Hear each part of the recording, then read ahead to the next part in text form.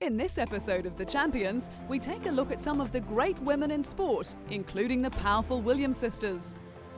We take a look at Sweden's golfing sensation Annika Sorenstam. Ellen MacArthur sails the seas in Kingfisher 2. And Cathy Freeman, Australian Olympic gold medalist and darling of the track. All that and more on The Champions. All right. The SP goes to Serena Williams. Serena Williams has become one of the most exciting and successful tennis players in the world, and in 2003 she was recognized as such, winning the ESPY Award for Female Athlete of the Year. And the ESPY goes to Venus Williams. Venus was also a winner of the prestigious award. After making her professional debut at the age of 14, Serena soon took the tennis world by storm. With lots of muscle and plenty of style, Serena gained the respect from fellow players and fans alike. The quieter of the sisters, Venus triumphed in 2002. After winning the Wimbledon crown and the US Open twice, she achieved her dream of becoming the world's #1 tennis player. Her win in the 2001 US Open final against her sister was the first time in 117 years that siblings had played for a Grand Slam title.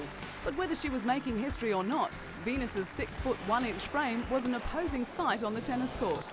She has brushed aside opponents like Slovakian Daniela Hantuchová to become one of the most dominant players on the circuit. With the high profile came the responsibility of being a role model, something Venus takes very seriously. The big-hitting American is often in demand for clinics, and she is only too happy to help out, having fun with the kids that have come to idolize her. Venus has won the hearts of the crowds throughout the world with her enthusiasm, athleticism, and of course her smile. And it is that attitude that has made her one of the most admired sportswomen in the world. But behind that smile is a will of steel. In 2000, Venus won her first Grand Slam at Wimbledon, defeating sister Serena on the way, and then went on to win the US Open, beating Lindsay Davenport. At the Sydney Olympics, she was the first woman to win gold in singles and doubles with Serena since 1924. But Venus has found that defeating her sister has been a bittersweet moment, feeling the disappointment of her sibling. It is that selflessness that the fans have come to know and love.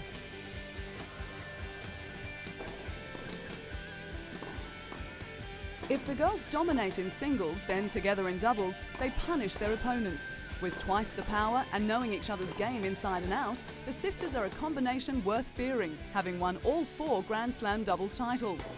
Venus and Serena have taken great pride in representing their country in the Federation Cup. The USA have won the Cup a record 17 times, and the sisters, while enjoying playing in a team event, are determined to increase that number.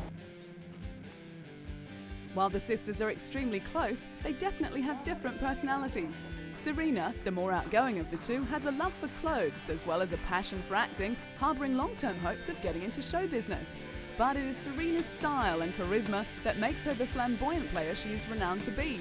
And whether she is modelling a gorgeous piece of jewellery or revealing her latest tennis outfit, Serena will have fun no matter what. But unfortunately, there is a downside to fame, and Serena has had her fair share of problems. In 2002, a German man was jailed on charges of stalking the tennis star.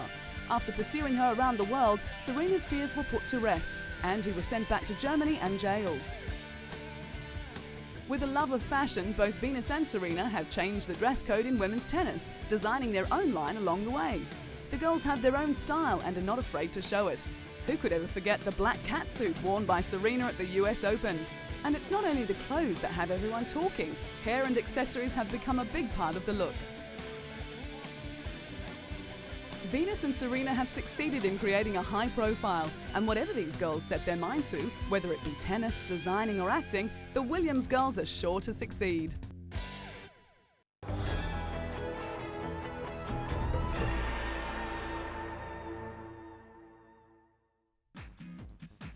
American superstar Marion Jones is a woman in a hurry. In 2000, Marion was by far the fastest woman in the world. She had hit her stride and was going along for the ride.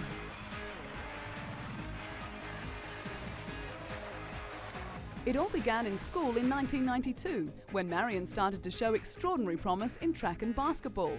At the age of 16, she competed in the US Olympic trials, but was denied a spot because of her young age. Disappointed, Marion decided to attend university on a basketball scholarship and was headed towards the Atlanta Olympics, but a broken foot forced her to sit out the games. The next year, Marion returned with a vengeance to become the first woman in 50 years to win 3 events at the US Nationals. Marion was a class above all else, and with 27 wins in a row in the 100 metres, all eyes were soon focused on 2000 and a date with destiny at the Sydney Olympics. After the disappointment of the Atlanta Games, Marion was eager to race, and in Sydney, success came. The super athlete became a triple gold medalist, winning impressively in the 100, 200 and 4x400 metre relay. She also won bronze in the long jump and 4x100 relay. Even with Olympic success, Marion was still not satisfied. She planned to compete in Athens in 2004, then wrap up her amazing career at the 2008 Olympic Games.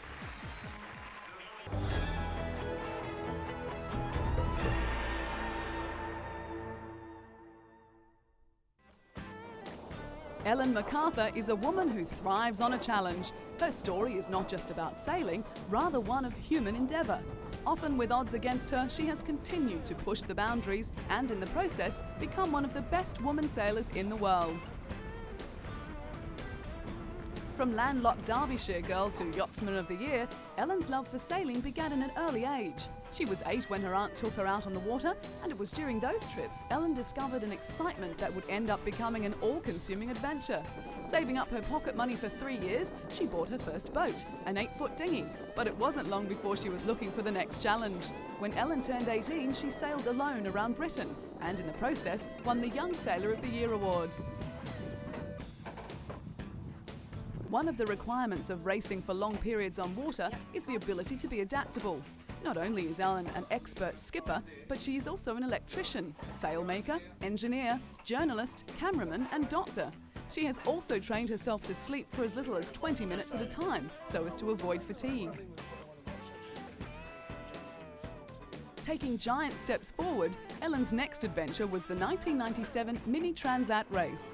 Living rough for 3 years while raising sponsorship, she bought and refitted a tiny 21-footer and raced 4,000 miles single-handedly across the Atlantic Ocean. Recognised for her feats, Ellen was honoured with the award for Yachtsman of the Year in the UK. Things were looking rosy for the talented sailor, and in the year 2000, Ellen secured sponsorship from Kingfisher for her next race. And what a race it was! The Vendée Globe non-stop round-the-world solo yacht race is known as the toughest challenge that the world's oceans have to offer. At 24 years of age and just 5 foot 2 inches tall, Ellen was just one of 2 women competing in the 20-plus strong international fleet race. But there was another race Ellen was keen to conquer, a challenge that made all others seem tiny. The Jules Verne Trophy course stands as a perfect challenge for mankind and their sailing machines. Sailors who attempt it must cross through no less than 17 different weather systems. It requires a great deal of dedication and exceptional sailing skills. Ellen and her crew, who were all men, tackled the race without a backward glance. They faced over 26,000 grueling miles of sailing, took in the tempestuous Southern Ocean in one of the most confronting races ever. Ellen's aim was to attempt to beat Frenchman Bruno Peyron's record. In May 2002, Peyron made sailing history when he sailed around the world in 64 days, 8 hours, 37 minutes and 20 seconds, the fastest circumnavigation time ever recorded. Ellen and her Kingfisher 2 crew were not alone in their record-breaking quest. French skipper Olivier de Kersorsen had already set off on his trimaran Geronimo. However, Ellen and her crew were confident that Kingfisher 2 would rise to the challenge. But after launching Kingfisher 2, things did not go as planned. The 26-year-old and her 13-man crew were forced to make an unscheduled stop after their catamaran suffered damage to her mainsail and mast. After 3 weeks at sea, Ellen and her crew were neck and neck with the present record set by the Frenchman. But during one night she had a serious scare when her boat hit a submerged object at full speed. Although the damage was not as serious as first feared, it still concerned the skipper. Despite the worries, Ellen's fighting spirit kept them going. It was a horrible reminder Kingfisher 2's position put them 31 hours and 26 minutes behind the pace set by Orange, the craft that Frenchman Bruno Peyron sailed to set the current record. With time running out, Ellen battled on, but she soon realised it was no use going on. With the Kingfisher 2 dismasted and a substitute using the catamaran's boom erected, progress was too slow. She sailed into Fremantle in Western Australia almost a fortnight after losing the mast. Of the dozen attempts that have been made on the Jules Verne record, 8 have ended in failure, so the skipper always knew the odds were against her. Ellen had rarely slept or left the navigation station during the 24 days at sea, and when gloom could have swamped the crew after the failure, the opposite occurred, with plenty of high spirits. Ellen had never previously skippered a boat as big as the giant catamaran, nor led such a large and experienced crew. Even though the journey ended in disappointment, it wasn't long before Ellen was planning her next adventure. But first there was some well-earned R&R in store for the tiny sailor with the big heart.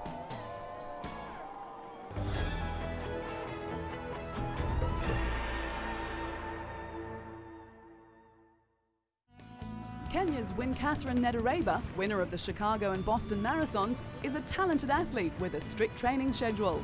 She begins her day at 6 o'clock in the morning, stretching, working out and running laps at the National Stadium. She thrives on the exercise, pushing herself to the limit, never thinking to miss a training session. Self-discipline is the key to this athlete's success, with a belief that all the hard work will gain rewards. After the morning sessions, Catherine returns home to prepare breakfast for her family. Her husband Anthony, an up-and-coming marathon runner himself, is also her training partner and is extremely proud of his wife's achievements. When Catherine's goal to be the first woman to go under 2 hours 20 minutes was achieved by another runner, her husband was by her side, encouraging her to go one better. And that she did, breaking the world record. After running the world's fastest marathon time in the Chicago Marathon, Catherine's recognition increased.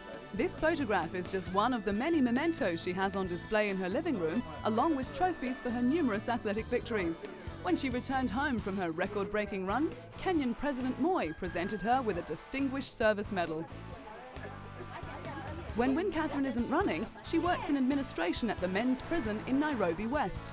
She is in charge of the staff, organising filing and dispatching messages. The Kenya Prison Service is famous for employing and training world-class athletes. They also employ 3 other champions: Susan Chepkemei, the world's fastest half-marathon runner, Ruth Kootal, a top 3 finisher in the Paris Marathon, and Edith Masai, winner of the Grand Prix race in Oslo. The 4, known as the Golden Girls, train together on this dusty racecourse in the Langata forest near Nairobi. Guiding them through their paces is Kenya Prisons coach Elizabeth Olaba, whose winning formula is to train the athletes strictly to a program, never deviating from the plan. She feels that it helps strengthen the mind as well as the body. Like Catherine, she agrees that self-discipline and hard work allows them to get the most out of themselves. It is this strict discipline that has helped Catherine to win the Boston Marathon twice. It is quite an achievement, as she is the only woman to have done so. But like most athletes, it hasn't all been success. When competing at the qualification trials for the World Long Distance Championships in Edmonton, Canada, she finished a disappointing 4th.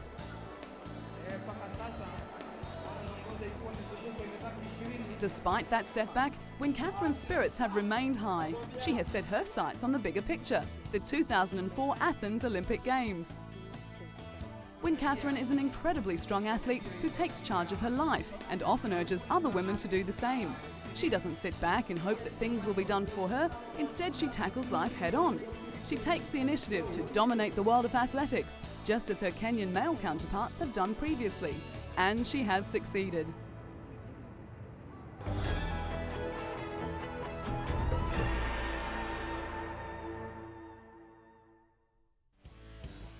The golf course at Brobalsta near Stockholm, Sweden has a pretty impressive patron, and the members can't stop talking about her. Annika Sorenstam is blonde and blue-eyed, extremely talented, and willing to mix it with the boys. Coming from a sporting family, Annika made her golfing debut in 1982. Between herself, her sister Charlotte, and her mother Gunilla, they have made many tournaments their own. Annika has an amazing talent. In 1995, at the age of 25, she had her first LPGA career victory when she became a Rolex first-time winner at the US Women's Open. She also won an Athlete of the Year in Sweden, the country's most prestigious sports award. With her name constantly on the leaderboards, it wasn't long before the world started to notice the long-hitting Swede. With a reputation as having nerves of steel, she continued to impress, defending her title at the 1996 US Women's Open. That same year, she surpassed the $1 million mark in career earnings. Annika is now a household name and a role model for young girls throughout the world. Merchandise for the star golfer is big business and much in demand. But that comes with winning. 1999 saw LPGA history when she fired an 11 under during the first round of the Sara Lee Classic, as well as her first career hole-in-one. As for prize money, her career earnings skyrocketed, crossing the $4 million mark. In the first 5 years of her career, Annika won more LPGA tournaments than any other tour player. There was no keeping Annika down. In 2001, she recorded 8 wins, 6 second places, and a total of 20 top 10 finishes. She was awarded her 4th career Rolex Player of the Year award and also set new records in earnings, crossing the $2 million mark in a single season. In the Lincoln Financial Group battle at Bighorn, Annika teamed with Tiger Woods to defeat Kari Webb and David Duval, marking the LPGA's first ever appearance on US primetime television. Going where others have feared to tread, Annika accepted in 2003 an invitation to play in the Colonial at Fort Worth, Texas, becoming the first woman in 58 years to compete in a PGA Tour event. The last female to play in a PGA event was the legendary Babe Zaharias at the 1945 Los Angeles Open. While her entry had brought criticism from some male players, she had an on-course female fan club, many sporting Go Anna badges. So whether she's breaking records or hitting off with the men, no one can deny the super talent of Annika Sorenstam.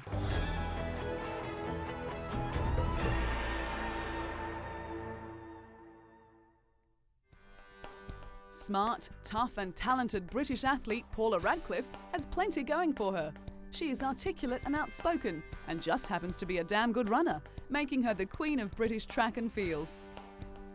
With a first-class honours degree in European studies and fluency in French and German, Paula is both smart in her lobbying techniques and brave enough to take on the might of athletics officialdom. Not scared to make her views known, Paula came to international prominence when she sat in the stands at the Edmonton World Championships, holding up a sign saying EPO cheats out. She was protesting over the inclusion of an athlete who had escaped a 2-year ban for testing positive to a banned drug. The talented runner has also inherited some handy genes, as she is the great niece of Charlotte Radcliffe, a 1920 Olympic silver medalist in swimming, and the daughter of marathon runner Peter Radcliffe. With ambitions in sport politics, particularly in furthering the cause of women in sport, an International Olympic Committee membership is not out of the question. Known as having the style of a nodding donkey, Paula looks like she is in pain, and probably is. Her eyes roll back and her head jerks as she appears to fight for breath, but looks can be deceiving. Paula, Britain's World Women's Marathon record holder, is as tough as they come. The winner of a BBC Sports Personality of the Year, Paula is inundated with offers to run in marathons, but the London Marathon is her pet favourite. She claims the internationally acclaimed event is the most important competition on her calendar. After winning and smashing the women's record in 2002 in London, she went on to become the fastest female marathon runner of all time in Chicago, finishing more than 2 minutes under world record time. With long-distance Olympic gold medals in her sights, Paula is keeping fit and healthy. But things could have been worse when she was lucky to escape serious injury when a little girl on a bicycle ran into the world champion while she was on a training run in New Mexico. Despite grazing her knees and back, Paula's rigorous training regime continued. While the London Marathon is a prestigious title, attracting the world's best athletes, thousands of amateurs also take part, many raising money for charities on the way. And Paula gets in and does her bit too, raising awareness and cash for charities, helping the homeless and asthma sufferers. She says marathon running is a fun way for everyone to achieve a physical and mental goal. Paula won the 2003 London Marathon in style. In an astonishing 2 hours, 15 minutes, 25 seconds, she broke her own world record by a massive 1 minute 53 seconds. With the event allowing male Kenyan pacemakers, Paula was able to use her strength and stamina to excel. Style or no style, Paula has what it takes to be the best in the world.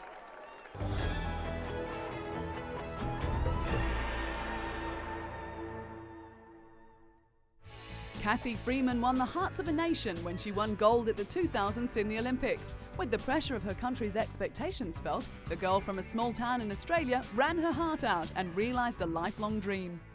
Last night, big night, amazing. One of the happiest moments of my life, actually, because my family was so happy. My husband was in tears, my mother, my brothers, my nephew, who were there in the stadium. And I kind of sensed that I made a lot of people happy, so that made me feel really good. It had always been a goal for Cathy Freeman to run in an Olympic Games, and in 1996 she realised that dream, becoming the first Aboriginal athlete to represent Australia. At the Atlanta Games she became the 6th fastest woman ever over 400 metres, running a Commonwealth record and winning the silver medal behind Marie-José Pérez in arguably the greatest one-lap race of all time. But it was many years ago when Cathy first discovered her love of running, competing in her first race at the tender age of 6. In her youth, she would run 12 laps barefoot around a grassy track on a regular basis. Her mother would encourage her to write out, "I am the world's greatest athlete," an affirmation which was to ring true some years later. When she was 13, she told her school guidance counsellor that her vocational plan was to win Olympic gold, a plan that was to see fruition down the track. When Cathy turned 16, she was selected to run at the Commonwealth Games, winning a gold medal as part of the 4x100 metre relay team. That win only fueled the desire to strive harder towards the ultimate goal, the elusive gold medal in an Olympic Games. When the 2000 Sydney Olympic Games finally came around, Cathy was ready to realise that goal. At the opening ceremony, Cathy was the star attraction, lighting the flame in spectacular circumstances. And what followed was everything she had ever dreamed of. With over 100,000 people chanting her name and running in a specially designed one-piece suit, Cathy flew home to win gold in the 400 metres final. The most famous Indigenous face in Australia and well-loved on and off the track, Cathy made the Sydney Olympics her own. Cathy also shined outside of athletics, receiving an honorary doctorate from the University of Ballarat. Cathy, draped in academic garb, looked a bit uncomfortable away from her familiar surroundings, but was proud of her success. She was presented with a doctorate from the university during the ceremony, with officials praising Cathy's determination and willingness to tackle challenges and her remarkable achievements. Cathy has given plenty back to the community, especially programs involving Indigenous children. Along with other sporting stars like Australian swimmer Dawn Fraser and former US Olympic hurdles champion Ed Moses, Cathy has given the children a goal in life. She knew that if the programs had been around when she was younger, it would have helped to define her direction in life earlier, and her vision would have been so much clearer. Cathy, who was extremely proud of her heritage, ran her victory lap at the Commonwealth Games with the Aboriginal flag, before taking the Australian flag as well. Even though it ignited much discussion, she raised awareness regarding Aboriginal and race relations. And it was those actions that made Cathy a role model for young and old, having been awarded the title of Young Australian of the Year, and the following year, Aboriginal Athlete of the Year. It had been many years since Australia had their very own track star, and after Sydney, they had found their new hero in Cathy Freeman. A down-to-earth person and a fierce competitor, Cathy has been a genuine star.